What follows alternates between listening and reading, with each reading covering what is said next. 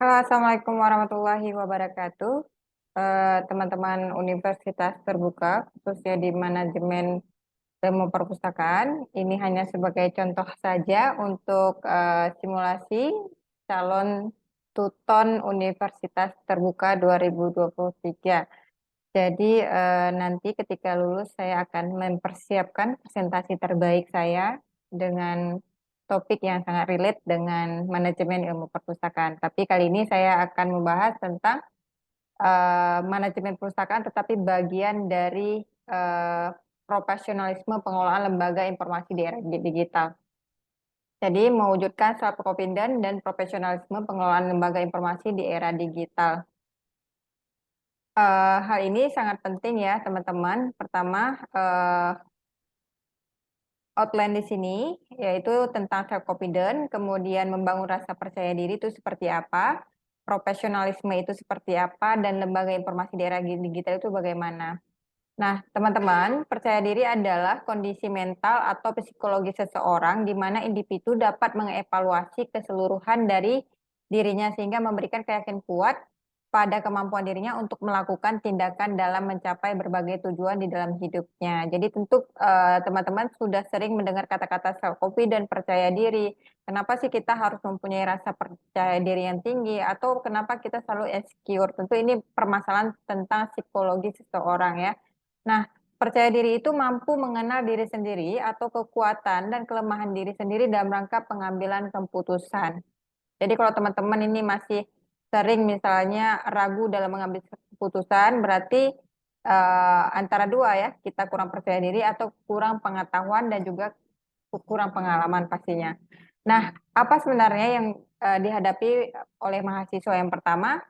Enggan menyampaikan gagasan. Nah, ini kerap sekali misalnya terjadi di perkuliahan kita misalnya.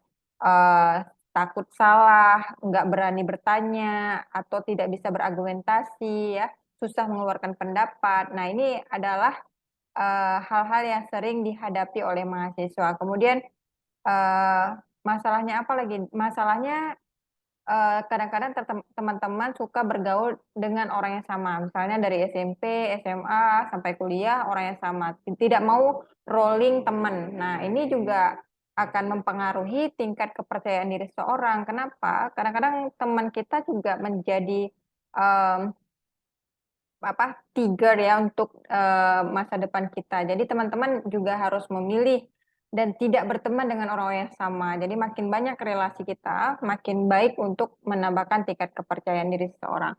Kemudian kita suka tidak mengetahui keunggulan diri kita ya. Mungkin kita terlalu banyak melihat potensi orang, lupa dengan potensi sendiri. Kemudian kurang mandiri, ragu-ragu dalam bertindak, sulit mengambil keputusan dan lain sebagainya. Nah, bagaimana sebenarnya strategi membangun kepercayaan ya? Yang pertama, tetapkan tujuan dan semua sikap. Jadi fokus and your purpose ya. Kemudian menerima kegagalan sebuah suatu pembelajaran. Jadi kegagalan itu anggap aja sebuah proses untuk menuju kesuksesan. Tidak ada orang yang gagal. Yang ada adalah yang tidak boleh adalah melakukan kesalahan yang sama. Jadikan kegagalan itu pengalaman untuk mencapai tujuan teman-teman semua. Kemudian mencari lingkungan atau sahabat yang positive thinking. Nah, jadi saya bilang tadi ya, teman itu adalah sebagai tiger kita. Kita juga harus melihat kondisi pertemanan. Apakah dia orang yang positive thinking, orang yang percaya diri, orang yang aktif, mandiri, dan sebagainya. Itu akan mempengaruhi juga keadaan diri kita. Kemudian berani menyampaikan gagasan yang dianggap baik sekecil apapun ya. Jadi tidak ada rasa takut disalahkan, takut dikomentari, takut ini, takut itu. Jadi otomatis teman-teman harus membangun kepercayaan itu dengan menyampaikan beragam kegagasan tanpa rasa takut salah. Kemudian menganggap ketidaksempurnaan sebagai hal yang wajar karena kita the human is nothing is perfect. Jadi kita itu wajar kalau mau berbuat kesalahan ya. Jadi kesalahan itu bukan dianggap sebuah kekurangan, tetapi melainkan sebuah pembelajaran. Kemudian cara mudah mengawali rasa percaya diri, selalu tersenyum, tampil rapi, dan lain sebagainya. Mungkin teman-teman untuk self confidence ini bisa lebih membaca banyak buku, banyak banget buku-buku yang teman-teman bisa baca baik lewat search engine ataupun buku e-book ataupun buku-buku yang ada di Gramedia tentang misalnya Six Pillar self esteem misalnya, tentang bagaimana menumbuhkan rasa percaya diri, kemudian the power of action ya. Jadi banyak buku-buku yang memang teman-teman harus baca mengenai bagaimana cara untuk meningkatkan kepercayaan diri. Nah, kita masuk ya di profesionalisme pengelolaan. Profesionalisme itu apa sih? Sebenarnya profesionalisme itu adalah etika kerja atau yang disebut juga dengan integritas ya, tanggung jawab atau personal branding seseorang di dalam pekerjaannya. Nah, kenapa kita penting profesionalisme itu? Karena ini menyangkut tentang dunia pekerjaan ya, integritas kita. Nah, lembaga informasi itu apa? Karena kita tadi adalah profesionalisme dalam mengelola lembaga informasi. Lembaga informasi, pusat informasi itu didefinisikan sebagai organisasi yang memilih, memperoleh, menyimpan, dan memberikan layanan informasi kepada penggunanya.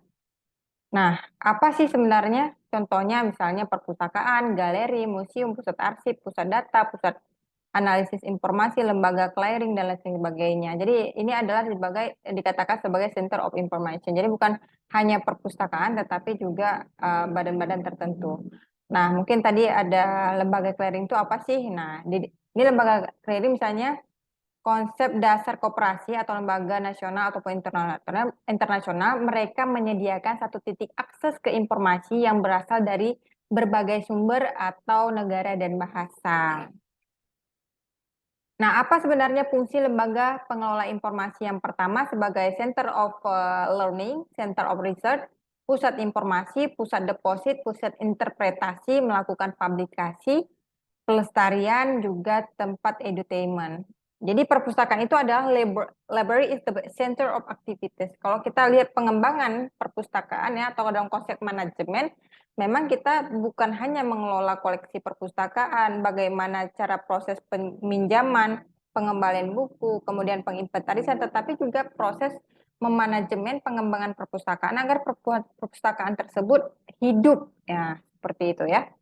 Baik, hanya ini yang bisa saya sampaikan, teman-teman mungkin bisa dilihat di slide selanjutnya, karena ini hanya sebagai contoh saja untuk upload di simulasi. Saya Siti Aminah, mohon maaf atas segala kekurangan, kita mungkin bisa diskusi. Di sesi diskusi nanti kita bisa tanya jawab terkait materi hari ini. Baik, Assalamualaikum warahmatullahi wabarakatuh.